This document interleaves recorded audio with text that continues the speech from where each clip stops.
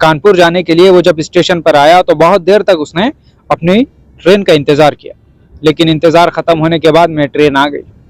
जब जैसे ही ट्रेन आई तो राहुल देखकर खुश हो गया कि चलो यार, मुझे कानपुर जाना है कुछ काम से और आज मेरा काम हो जाएगा। जैसे ही वो ट्रेन के अंदर गया और ट्रेन के अंदर जब जाकर देखा तो उसके पास में एक बैग था, जो वो बैग लेकर जा रहा था साथ में। लेकिन उसने देखा कि ट्रेन के अंदर तो जगह ही नहीं है, कोई जगह नहीं है ट्रेन के अंदर। लेकिन उसको एक चीज नजर आई कि जो सेकंड सीट होता है ना, जो नीचे का एक सीट होता है, सीट के ऊपर एक सीट होता है जो ट्रेन में, तो वहां पे एक जगह खाली थी। तो राहुल अपना बैग साइड में रखा और उस ऐसे ही क्रॉस करते हुए ऊपर जाकर बैठ गया, ऊपर वाली सीट पर। राहुल ये सोच रहा था कि मोबाइल में तो चार्ज भी नहीं है, मोबाइल चार्ज भी करना है। तो उसने अपने बैग में हाथ डालकर वहां से एक चार्जर निकाला। जैसे चार्जर निकाला है तो वो ऊपर से नीचे गिर गया। वो सेकंड वाली सीट पर था ऊपर, लेकिन उसके हाथ में से चार्जर नीचे गिर गया। जैसे ही उसका चार्जर नीचे गिरा तो नीचे एक महिला बैठी थी, वो महिला ने वो चार्जर उठाकर उसके हाथ में ऐसे दे दिया। जैसे ही उसने हाथ में दिया तो राहुल ने उस महिला को देखकर परेशान हो गया और वो महिला राहुल को देखकर परेशान हो गई। दोनों की आंखें नम हो गई कि आखिर ये क्या हो गया। जानना चाहते हो क्या हो गया? ये वही लेडी थी प्रियंका, जिसका राहुल का और प्रियंका का तलाक हुआ था। राहुल और प्रियंका का 5 साल पहले तलाक हो चुका था और 5 साल से ये लोग मिले भी नहीं थे। कोई कारण से इनका तलाक हुआ था और 5 साल के बाद में इनकी मुलाकात फिर आज हुई। दोनों भी हैरान हो गए कि कुदरत ने हमको कहां पर मिला दिया। दोनों सोचते रहे, कुछ देर तक खामोश रहे। वो चार्जर ऐसे के ऐसे ही रहा। जब राहुल ने वो चार्जर अपने हाथ में लिया और रखा, फिर वो परेशान हो गया कि आखिर अब मैं बात करूं तो क्या करूं। बाद 5 साल के बाद पहली बार मुलाकात हो रही है, तो आखिर मैं इससे क्या बात करूं। उसको कुछ समझ में नहीं आ रहा था। लेकिन कहते हैं ना कि कुदरत के करिश्मा होता है, वो जब चाहे किसी को मिला दे, जब चाहे किसी को दूर कर दे। राहुल ने इंतजार किया, लेकिन उस महिला के सामने एक और महिला बैठी थी जो अगले स्टेशन पर उतर गई। जैसे ही वो उतर गई तो प्रियंका भी चाहती थी कि वो राहुल से कुछ बात करे, और राहुल भी जानता था कि प्रियंका के दिल में क्या है। तो जैसे ही वो लेडी उतरी तो प्रियंका ने अपना बैग उठा के उस जगह पर रख दिया और राहुल को इशारा किया कि राहुल नीचे आ जाओ। जैसे ही राहुल नीचे आया, प्रियंका ने वो बैग उठा लिया, राहुल को वहां पर बिठा दिया। दोनों कुछ बातें करने लगे कि हम लोग तो 5 साल हो गए जो बिछड़ गए, 5 साल पहले हमारी तलाक हुई, लेकिन देखो भगवान ने हमको फिर क्यों मिलाया। हम तो कभी मिलना नहीं चाहते थे, हम तो कभी एक दूसरे को देखना नहीं चाहते थे। तो राहुल ने पूछा, प्रियंका कहाँ जा रही हो? प्रियंका कहने लगी कि कानपुर में मेरी मम्मी एडमिट है, उनकी कुछ तबीयत खराब है, तो उनको मिलने के लिए मैं जा रही हूँ। वैसे मैं यहाँ पर जॉब करती हूँ। बोले क्या जॉब करती हूँ? तो कहने लगी कि मैं तो यहाँ पे टीचर हूँ, 8,000 रुपये महीने की मेरी तनख्वाह है, और मैं जब से तलाक हुई है तब से मैं किसी स्कूल में पढ़ा रही हूँ। तो राहुल कहने लगा कि प्रियंका, आप किसी स्कूल में क्यों पढ़ा रही हो 8,000 रुपये महीने से? तो वो कहने लगी कि जब अपनी तलाक हुई उसके बाद में मेरे परिवार में कोई नहीं था। मेरा भाई था, वो भी अलग हो गया। मम्मी पापा थे, तो पापा के बारे में तो क्या बताऊं मैं। पापा को कुछ साल पहले बीमारी हुई और वो बीमारी के चलते चले गए, हमें छोड़कर चले गए, वो इस दुनिया से चले गए।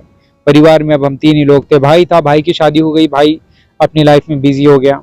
मम्मी है और एक मैं हूँ, तो मैं क्या कर सकती है। घर चलाने के लिए मुझे नौकरी तो करनी होगी ना, इसीलिए मैं कहीं छोटी सी स्कूल पर 8,000 रुपये महीने से बच्चों को ट्यूशन दे रही हूँ, बच्चों को पढ़ा रही हूँ। तो प्रियंका ने फिर राहुल से पूछा कि राहुल आप कहाँ जा रहे हो? राहुल कहने लगा कि कानपुर में मेरी एक मीटिंग है, मैं उस मीटिंग में जा रहा हूँ, तो कुछ ज़रूरी मीटिंग है। तो प्रियंका कहने लगी कि क्या आपको पता है हम बिछड़े क्यों थे, हम अलग क्यों हुए थे? राहुल ने कहा कि हाँ पता तो है ना कि आपने मेरे बारे में बहुत सारी गलत बातें की थी, आपने बहुत सारी गलत अफवाहें उड़ाई थी, बहुत सारे लोगों ने मेरे बारे में आपको गलत कहा था, बहुत सारे लोगों ने मेरे खिलाफ में आपके कानों में जहर डाल दिया था। राहुल ने क्या कहा प्रियंका को कि प्रियंका मुझे पता है हम अलग क्यों हुए थे, हमारी तलाक क्यों हुई थी, क्योंकि आपके जहन में, आपके दिमाग में बहुत सारे लोगों ने बदगुमानी डाल दी थी, बहुत सारे लोगों ने गलत गलत बातें आपके दिमाग में डाल दी थी, और वो बातें आपके जहन पर इतनी असर कर गई थी फिर उसके खिलाफ में जिन लोगों ने आपके कान में ये जहर घोला था, उन्हीं लोगों ने, जब मुझे बाद में पता चली ये बात, राहुल कहने लगा कि मुझे बाद में पता चली ये बात कि जिन लोगों ने आपके कान में जहर घोला था, उन लोगों ने मेरे कान में भी जहर घोला था आपके खिलाफ में। बहुत ज्यादा जहर घोलने के बाद में, बहुत ज्यादा आपके ताल्लुक से गलत गलत बोल के, आपकी बदनामी करके, आपके ताल्लुक से निगेटिविटी मेरे जहन में इस कदर डाल दी गई थी कि मैं अपने आप को समझा नहीं पाया कि मैं इस सिचुएशन को कैसे हैंडल करूं। लेकिन क्या हुआ पता है कि जब जो लोगों ने आपको भी तन्हा कर दिया, जो लोगों ने मुझे भी तन्हा कर दिया, और जब हम दोनों का तलाक हो गया, तो वो लोग आपस में खुशी खुशी रहने लगे कि हम हमारे मकसद में तो कामयाब हो गए। लेकिन जब बात ये मुझको पता चली किसी के जरिए से कि हमको अलग करने वाले जो लोग हैं वो हमारे अपने ही थे, हमारे अपनों ने ही ये कानों में जहर घोला था। लेकिन जब मुझे ये बात की हकीकत पता चली तो तब मेरे पास में कोई रास्ता नहीं था, क्योंकि तब तक तो हम तलाक ले चुके थे। तो प्रियंका कहने लगी कि ये बात मुझे भी पता चली थी कि जिन लोगों ने आपके कान में जहर घोला है, वही लोगों ने मेरे कान में भी जहर घोला था। और वो जहर इतना पावरफुल था और इतना खतरनाक था जिसके चलते मैं समझ नहीं पाई, और मैंने भी ये डिसीजन लिया कि मैं आपके साथ में नहीं रहूंगी। कुछ दिनों बाद मुझे भी पता चला कि ये बातों में सच्चाई बहुत कम थी। ये आधा सच था, ये पूरा सच नहीं था। लेकिन ये बातें गलत नहीं थी, लेकिन जिन लोगों ने हमारे कानों में जहर की तरह इसको घोल दिया ना, वो लोगों ने इन बातों को गलत तरीके से पेश किया। उन लोगों ने इन बातों को जहर बनाकर पेश किया। उनके हाथ में अगर फूल भी दिया जाता ना, तो वो उसको मसल कर जहर कर देते। ये वो लोग थे। तो जो लोगों ने हम दोनों का तलाक करा के, वो लोग आज अपने जीवन में खुश है, और आप भी तनहा हो गए, मैं भी तनहा हो गया। ये सुनकर आंखों में आंसू आने लगे, राहुल की आंखों में भी आंसू आने लगे।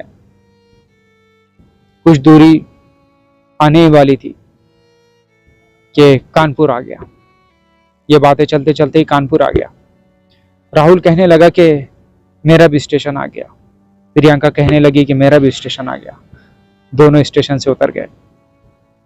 राहुल कहने लगा, राहुल के दिल में कुछ था, वो चाहता था कि प्रियंका वापस मेरी जिंदगी में आ जाए। अब मैं उन लोगों की बातें कभी नहीं सुनूंगा जिन लोगों ने मेरे जहन में, मेरे दिमाग में जहर घोला था। उन लोगों से मैं कोई ताल्लुक नहीं रखूंगा, ये राहुल ने सोच लिया था।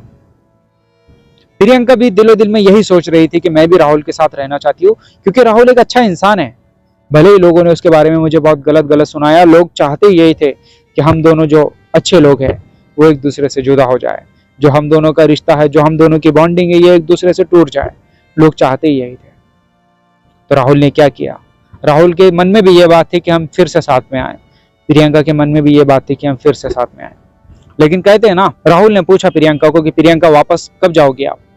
तो वो कहने लगी कि कल 10 बजे मेरा वापस ट्रेन है, मैं कल 10 बजे चली जाऊंगी। राहुल कहने लगा कि मैं भी कल जाऊंगा 10 बजे की ट्रेन से, हम साथ में जाएंगे। ये सुनकर प्रियंका के थोड़ी भावुक हो गई कि ये मुझे साथ में ले जाने की बात क्यों कर रहे हैं। राहुल ने कहा कि मैं 2 टिकट लूंगा, मैं 2 टिकट लूंगा और दोनों भी हम एक साथ में वापस चले जाएंगे। आप अपना काम कर लो, मम्मी को देख लो, मैं अपना काम खत्म करके मम्मी को देखने के लिए आ जाऊंगा। लेकिन शायद मम्मी भी मुझसे नाराज है, मैं उनको भी मना लूंगा। राहुल जब दूसरा दिन निकलता है तो राहुल 9 बजे से स्टेशन पर आ जाता है। वो दोनों के पास में एक दूसरे के नंबर तो थे, लेकिन नफरत वालों की पावर इतनी ज्यादा थी ना कि वो उसके बाद में कभी एक दूसरे को कांटेक्ट नहीं कर पाए। लेकिन जब सुबह 10 बजे ट्रेन थी तो 9 बजे ही राहुल स्टेशन पे आके प्रियंका का इंतजार करने लगा। वो प्रियंका का इंतजार कर रहा था। कुछ वक्त के बाद में जैसे 10 बजने वाले थे तो प्रियंका की एंट्री होती है।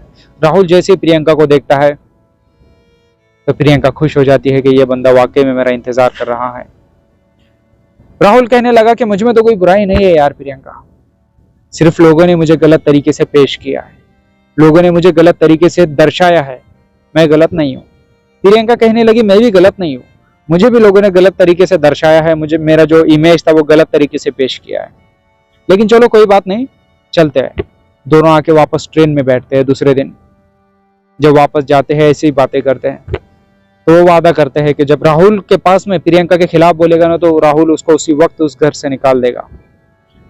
जिस वक्त में प्रियंका के पास में राहुल की बुराई की जाएगी ना, तो बुराई करने वालों को प्रियंका उसी वक्त घर से निकाल देंगी। दोनों उन लोगों के साथ में रहेंगे नहीं रहेंगे, वापस उन लोगों से रिश्ता नहीं रखेंगे जिन लोगों ने हमको अलग किया था। फिर क्या हुआ, वो ट्रेन में जैसे आगे चलते गए, प्रियंका जिस शहर में रहती थी उसका वो स्टेशन आ गया। तो राहुल कहने लगा कि प्रियंका आपका स्टेशन आ गया, आप उतर जाओ। तो प्रियंका कहने लगी कि यहाँ पर मेरा कोई नहीं है, यहाँ पर मेरा कोई नहीं है, बस मैं अकेली रहती हूँ। लेकिन अब मैं अकेली नहीं रहना चाहती, अब मैं राहुल के साथ रहना चाहती हूँ। तो राहुल ने कहा कि सच में? प्रियंका कहने लगी हाँ। दोनों ट्रेन में साथ में फिर आगे बढ़ने लगे। जब राहुल का स्टेशन आ गया तो उसी जगह पर प्रियंका और राहुल उतर गए।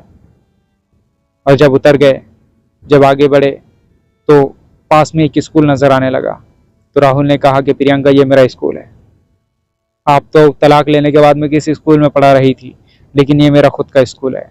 और इस स्कूल में बहुत सारे बच्चे तालीम हासिल करते हैं, बहुत सारे टीचर मेरे पास काम करते हैं, लेकिन भगवान को हम दोनों को मिलाना था ना, शायद इसीलिए आज मेरा नसीब ट्रेन में लिखा हुआ था कि मुझे फ्लाइट का टिकट नहीं मिला, इसलिए मुझे ट्रेन से जाना पड़ा। लेकिन ट्रेन से जाने के बाद में मुझे मेरी खोई हुई प्रियंका मिल गई। ये दोनों आपस में आगे बढ़ने लगे, अपने घर पर गए। फिर जिस तरीके से वापस रिकंटिन्यू का प्रोसेस होता है उन लोगों ने किया। और आज प्रियंका और राहुल साथ में रहते हैं। और आज प्रियंका उस स्कूल की प्रिंसिपल बन की बेटी है। लेकिन तलाक के बाद में तो वो 8,000 रुपये महीने से कहीं और पढ़ा रही थी। तो जब राहुल को ये बात पता चली तो राहुल ने उसको प्रिंसिपल बनाया कि अगर तुझे पढ़ाने का शौक है तो तू स्कूल की प्रिंसिपल बन जा। राहुल और प्रियंका आज अपनी जिंदगी में बहुत ज्यादा खुश है, बहुत खुश है। क्यों पता है? क्योंकि वो उन लोगों से दूर है जिन लोगों ने नफरत को फरोग दिया था। वो उन लोगों से दूर है जो नफरत के सौदागर है। इसीलिए आज वो अपनी जिंदगी में खुश है। तो अगर आपके आसपास में भी जो ऐसे लोग हैं जो नफरत को ज्यादा बढ़ावा देते हैं, जो लोग रिश्ते तोड़ने पर ज्यादा प्रेशर देते हैं, जो लोग जोड़ने के बजाय तोड़ने पर ज्यादा ध्यान देते हैं, तो उन्हें महफिल में मत बिठाना, उन लोगों से कभी मशवरा मत करना। अगर आप दो लोगों के आपस में कुछ अनबन है तो जाओ किसी समझदार इंसान से बात करो, जिस पे आपको यकीन हो कि ये इंसान हमको तोड़ेगा नहीं, वापस जोड़ देगा।